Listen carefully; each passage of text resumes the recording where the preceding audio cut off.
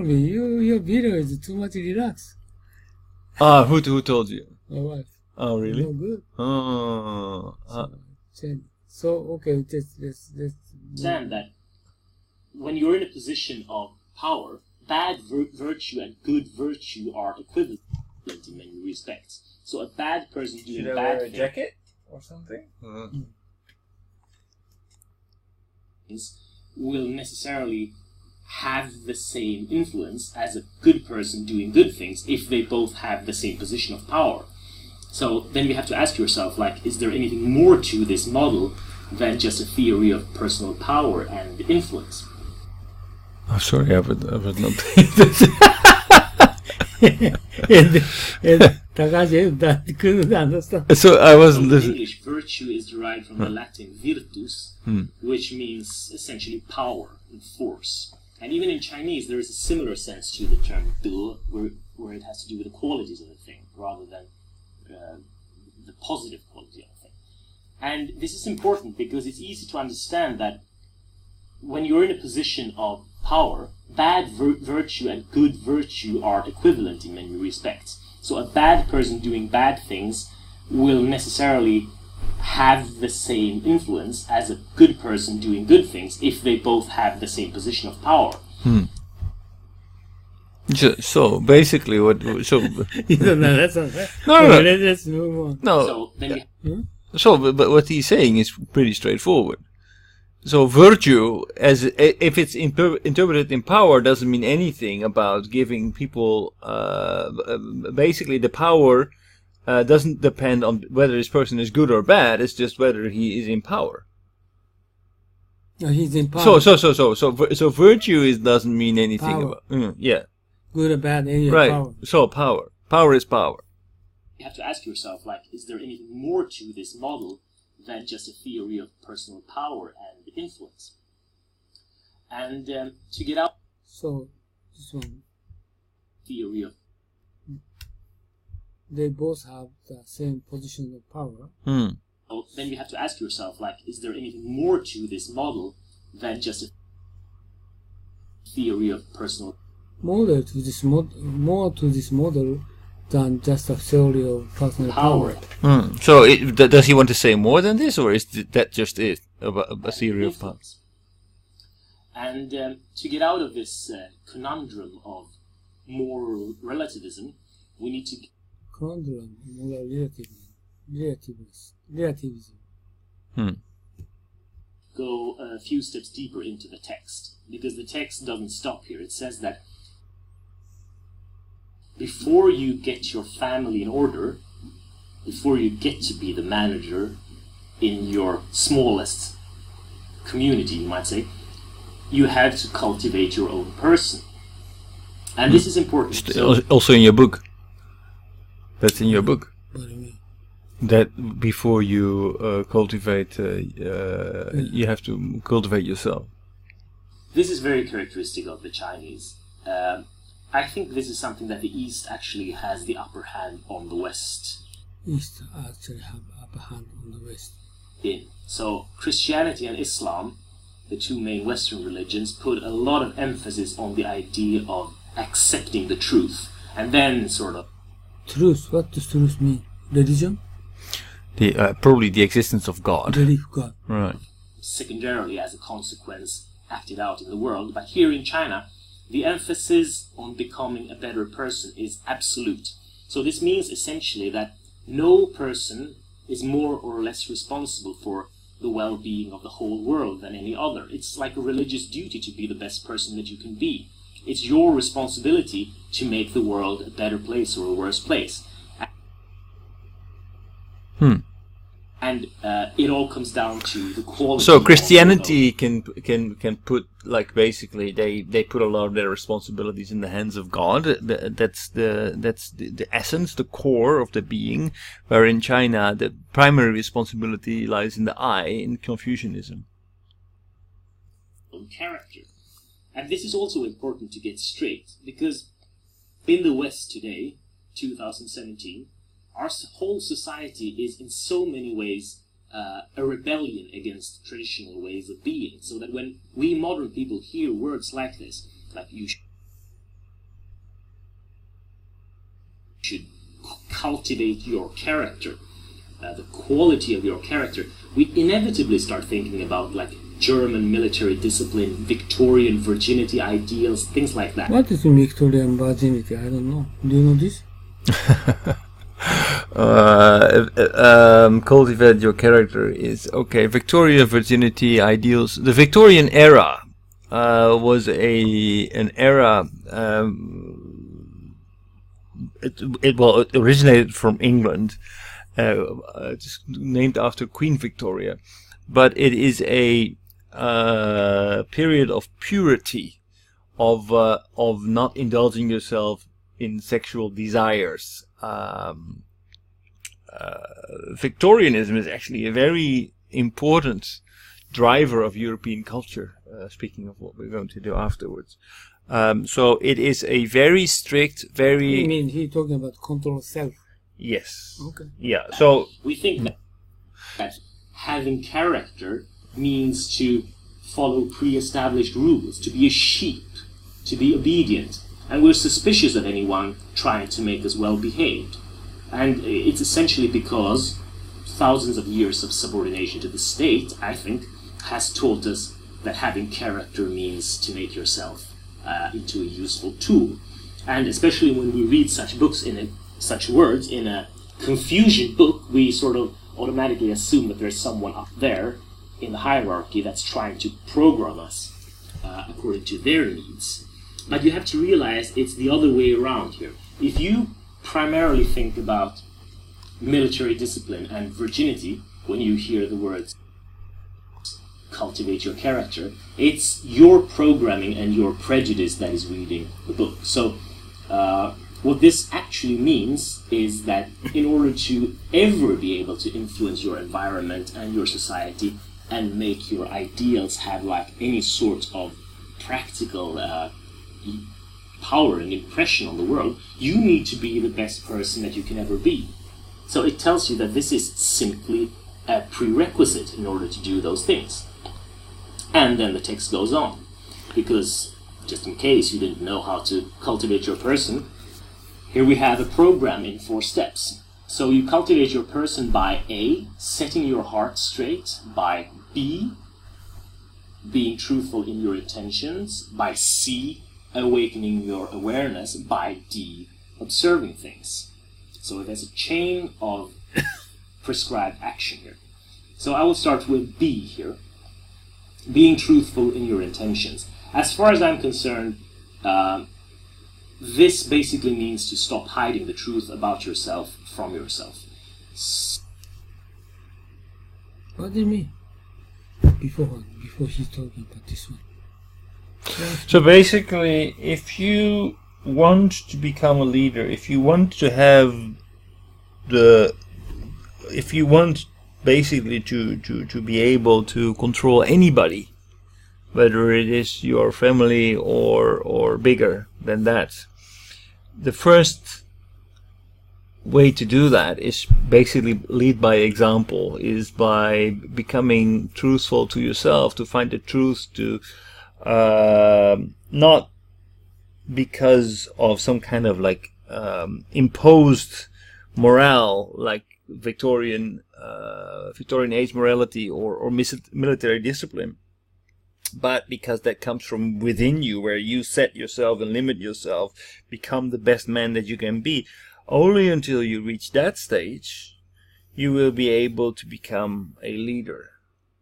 So you first have to improve yourself before you can prove somebody else. Mm.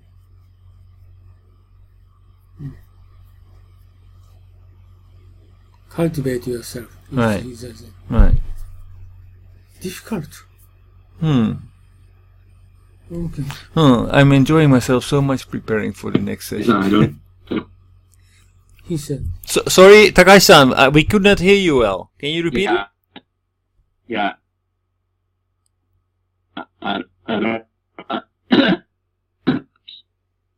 Why your voice is splitting? What does Noise. Say again. Maybe there's something wrong with your microphone, or there's something wrong with our speakers, Takahashi-san. Oh, hello? Hello? Can you hear us still? Okay, I can hear you. I might hear. Okay, better. Yeah. Virginity. Right. Victorian virginity. Right. Need to discipline. I don't still understand what it. No, your voice is no, your voice is mean. stop. Your voice is not well. I can't hear you well. Why?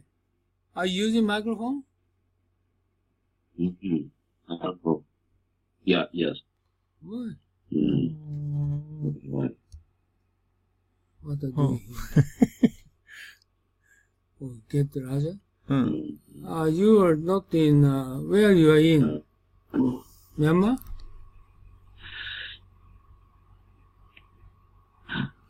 Hanoi. Hanoi. I think maybe internet is level is so low. Okay, go ahead. Say something. Oh, he's using mic. Go ahead. Maybe, yeah, Wi-Fi is not. The Wi-Fi is weak. So, virginity discipline, military discipline. What is it for a truth for? So basically, being on budget.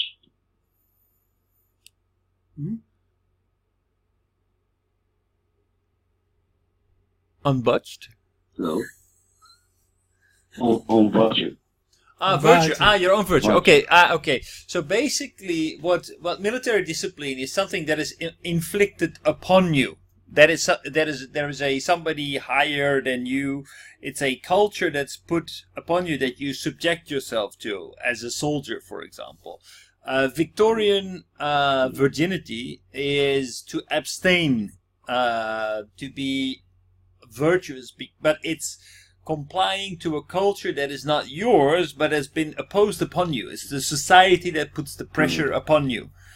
Whereas in Confucianism, the morals, and the military discipline are not from outside; they are from within you. You try to be the best man that you can be. So it's not simply being dictated by others to do that, but it is from within you that you try to be the best man that you can be.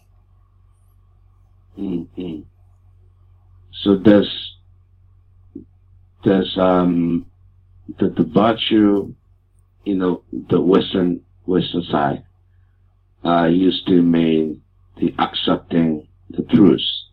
So this means following, like, similar meaning of following discipline. Right. And then read in Western society, if we look back in time, basically following the Catholic Church, because the Catholic Church gave all the answers, right? So whatever question you had, you just follow the will of God, and the will of God was being materialized by the Catholic Church in society. So basically, there was this superpower that everybody needed to adhere to. So you had two powers basically. You had the vertical power of the kings, and then you had the horizontal power of the church, and the church was like a big transnational power, where the vertical power is more organized on nation level. So wait a minute, I don't understand. King and church, what's that? That's different. Those are the major powers, the absolute powers. So they are basically things that you need to adhere to. But that's not finding the truth within yourself. That's finding the truth in God or Jesus Christ and the church. So that's imposed upon you. That's not a virtue in the Confucian sense of the way, because in the Confucian sense of the way, you don't look for outside authority, you are the authority. You have an obligation towards yourself to study and to become benevolent. Inside. Inside. And the king is outside. Outside. Outside power. Right. Right. I think, yeah. So he's referring to the military and to Victorian ethics. That's outside. Yeah, that's outside. That's basically the pressure that society puts upon you when you follow that, because that's what society expects from you. Then you are not becoming the best man that you can be, because the answers are not in what's put upon you by outside, but what you from within yourself decide that maximizes your benevolence, your virtue.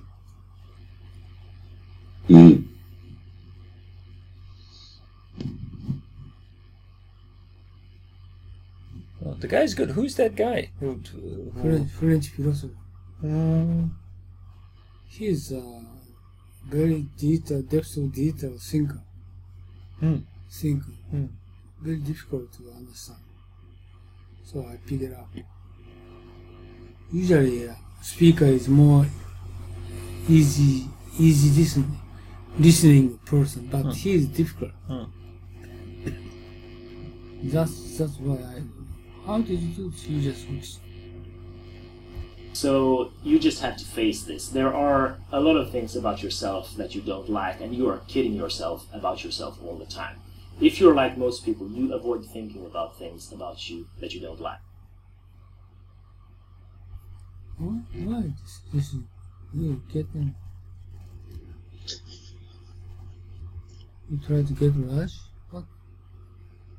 This is good. You act as if they're not there, and you take care to avoid to let other people see these things as well. And there's a lot to say about this, of course, philosophically and practically. But we have to remember that the whole point of this exercise is to make you the best possible person and then enlarge your influence to the maximum. So what's the actual point of being truthful in your intentions here? Suppose that you do all of this program, but you keep on hiding some little untruth about yourself to yourself. So it might be that you're actually, to a large part, motivated by revenge rather than justice, that you're motivated by fear and a concern for personal safety rather than the common good, which is what you're sort of telling everyone. You work for the common good, but you're actually selfish. All kinds of things that make you less brave, less noble than you would want to admit to yourself. And say then that you succeed in making yourself important and influential. Well, isn't it sort of a foregone conclusion that you will magnify all of these flaws in your character and make them manifest on this largest possible scale as well? And the great authority on this for me is Jordan Peterson. If you got it?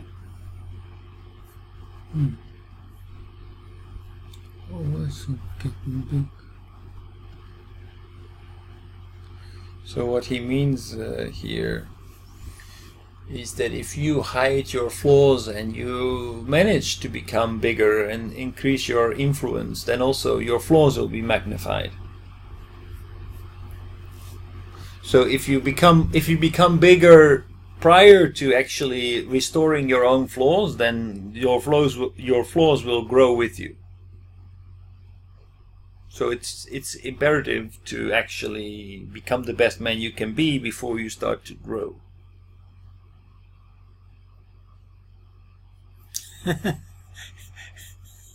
Look his face. He's confusing. No. I think he's listening.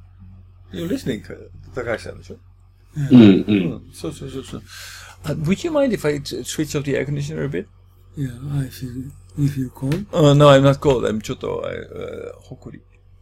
Really? Thank you. If it gets warm, then we also can switch it on.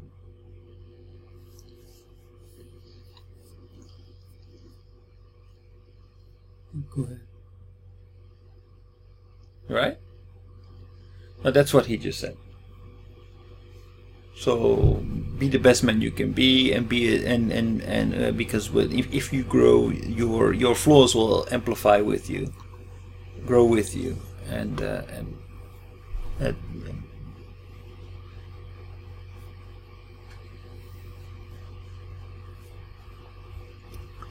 it's a little bit difficult. If you don't know who Jordan Peterson is, I suggest you go and check him out. It was after I heard him discoursing on this importance of speaking the truth that the meaning of this text in The Great Learning really clicked into place for me.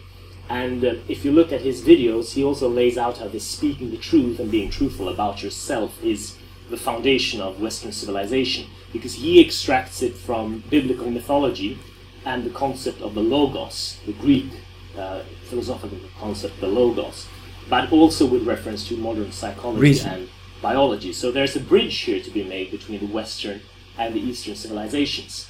So this is where you can see how these traditions are actually communicating vessels. So I humbly direct you to the master on this topic in this way.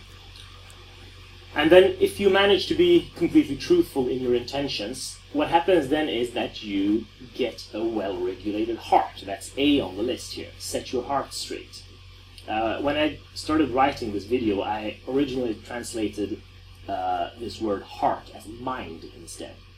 The literal translation is heart, but it's often translated as mind, and I think that's technically correct in some ways. In classical Chinese, the word is xin, and it literally means heart, and it covers a lot of what you think of as the mind. So the heart, the xin, is used to both think and feel in classical Chinese.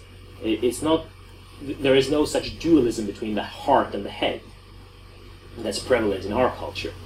But and that's why it makes sense to translate with mind, because the mind embraces both the thinking and feeling aspects.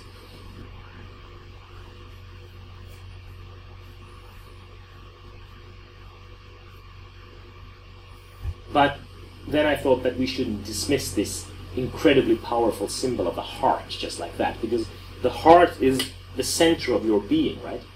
And if you look at this text, the structure of this text is that it's been concentric circles all the way down, from the world to the country to the family to the person, and here you sit the person, and the next little circle is the heart. And the heart reminds you also that thinking and acting and feeling really are material processes in an important way. So it does away with this mind-body problem that's sort of implicated when you start talking about the mind. It's not abstract, the heart. What's going on inside you is not separate from what happens outside. There is no sort of point where the material truth of the outer world is transformed into the spiritual truth of the inner world. These are simply layers of reality, and you have to sort of appreciate this image of the heart as the sort of engine that propels its sensations and its intentions out in the whole universe through the person, the family, the country, and so on. So the virtue is born in your heart, and it makes itself manifest in the whole world when you make it grow in the best possible way. Oh, not easy. So what he's saying is that what happens in the world is reflected on what's happening in your country. It's what happens in your family. It's what happens in you. It's what happens in your hearts, right? Mm-hmm. So actually, what basically it's like a not a pyramid. It's a funnel. A funnel. So everything is reflected on much smaller scale. So everything happens, finds its reflections on a more detailed level. Now turn this around, and whatever. So, but no, there is cleaning stuff. So if you reverse that, whatever happens in your heart is reflected in yourself, is reflected in your family, is reflected in your country, is reflected in the universe. Is that so?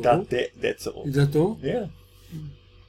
So having here a regulated heart, in my interpretation, this means knowing what you're doing and balancing the different truthful intentions that you carry inside of you in a mature and effective way. So you're truthful to yourself, and then you say, like, well, what do I have to do in order to sort of achieve all of these intentions in harmony with each other? It's sort of internal management, just like external management would be like managing your family or managing a company.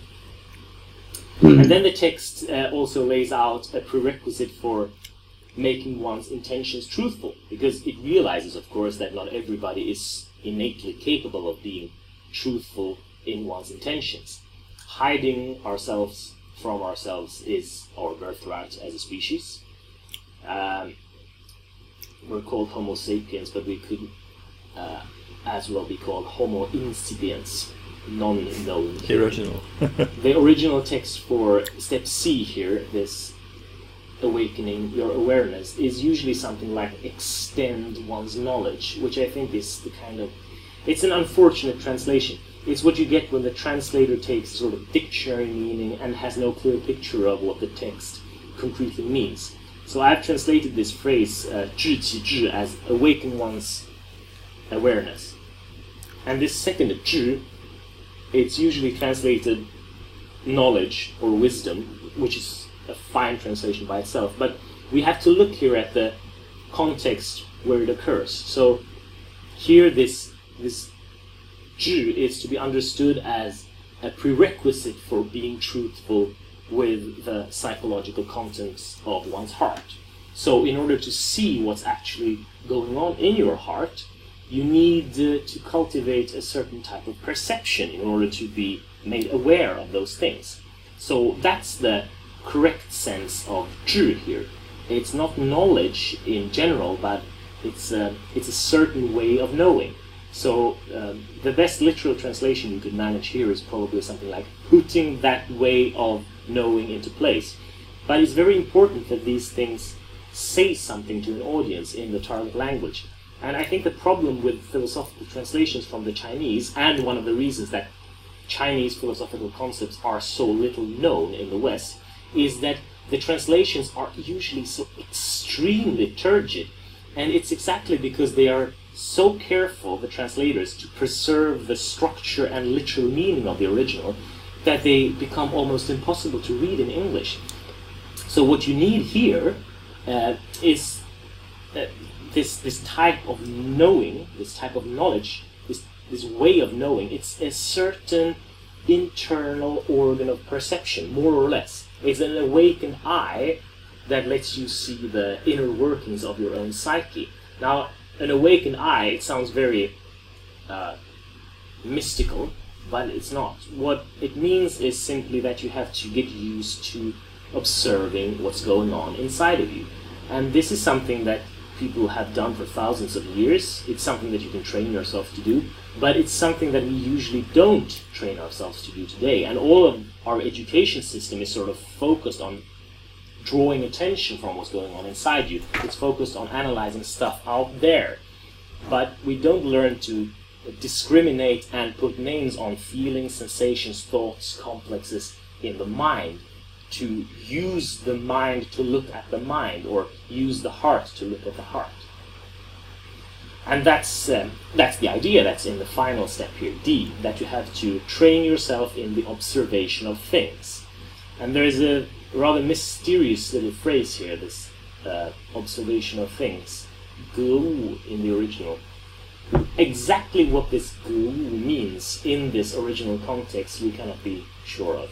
But since the Song Dynasty, it's habitually explained with something like the investigation of things. And it can be internal and external things. As I've already made clear, I think that what this actually means is to simply observe what's actually going on in the world and in your mind. Because remember that this is supposed to be the most basic operation, you know? When you wish to make your clear virtue manifest in the world, then you have to do X, Y, Z, and then you end up with this most basic principle. So this is for anyone. This is like the most basic operation that the sage and the fool are equally capable of doing. You know? So I don't understand. Yeah, it's very difficult. Do you understand? Do you know the principle of mindfulness? Yeah. I think he's talking about mindfulness. So to become aware, it's not only through study, but more or less to become very perceptive and analytic of yourself. We have tendency to focus on what's happening around us, but we equally need to focus on ourselves and understand ourselves and our flaws and everything else that is with us to have a higher sense of okay, who am I? Yeah, was interesting to see this is understand this is, I think, is absolute nothingness. As this sentence is saying, the awareness is awakened through the observation of the things. Yeah, awareness means basically the having sense of ourselves, self-awareness, and that aware of the being myself. But this sentence is saying this awareness is awakened through observation of the things. Observation of things basically means to get aware of something that is happening outside. But through getting more aware of the things happening outside will bring a sense of being myself, to getting more awareness for ourselves. But I also believe what he's saying is that not only outside but also inside. So C and D, they're the two sides of the same metal, no? The things includes something inside and outside. Right. So this is the concept, which is called absolute nothingness, dismissing having the sense of you and me, and me and outside. So you become transcendent. You become all present within yourself, and outside of yourself becomes one.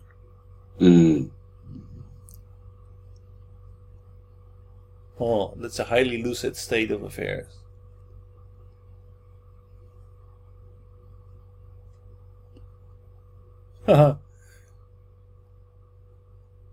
Moody. Because I think it really, one of the prerequisites to do that is completely switch off your ego and emotions and just be an impartial observer of yourself, right? So that's why the lessons is teaching us we have to continue to many times, right?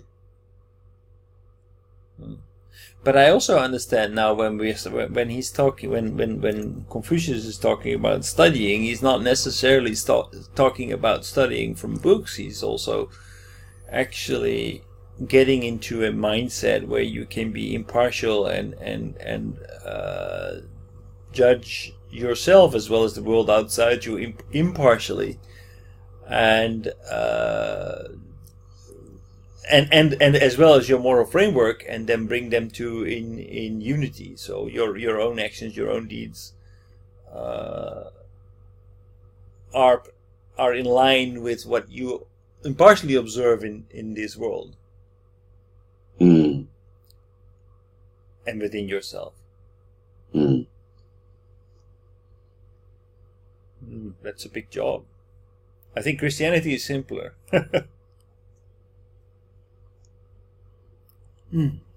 Right.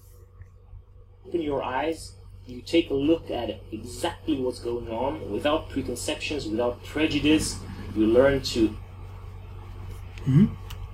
exactly what's going on without preconceptions, without prejudice. You learn to independently observe what's going on in the world, but also what's going on in your mind, and then you use this experience in order to authentically establish what your intentions are, and then you continue up this staircase. So in short, we could say that the answer to how to cultivate your person is to establish an authentic relationship to being. That's how I like to formulate it, because I'm a Heideggerian. And Daguerrean. What's that? What does it mean? No idea. No what? Daguerrean? Hi. Hi. No word. Well, it probably is Heidegger, and then Ian is probably because he's a follower of that, but I have no idea what that is. Heideggerian. This is Heidegger. Ah, Heidegger. What's Heidegger. That? What's that? German philosopher's name. Oh, Heidegger. Ah, Heidegger. yeah, okay. Who is he? I don't know, but I heard his name. Heidegger. Who is he? Heidegger. Okay. Right. Sure.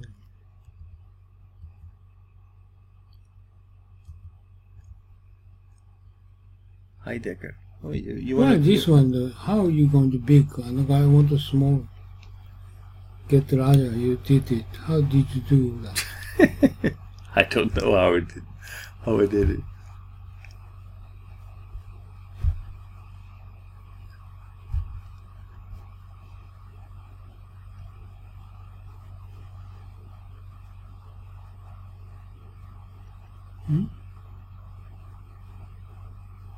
Too small. You want it bigger? You got it bigger. What did you say? Oh, we have to be careful actually. Maybe we need to go back, because otherwise we will only... Huh? No. Okay. Oh, this one. Alright. But we are only filming this part, eh? Is that okay? No, what is this one? This red one. That's the area you're recording. No. Right, you are.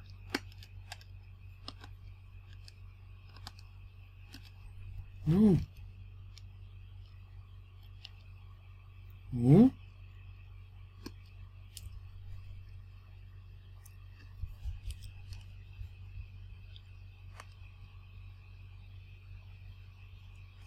Was it?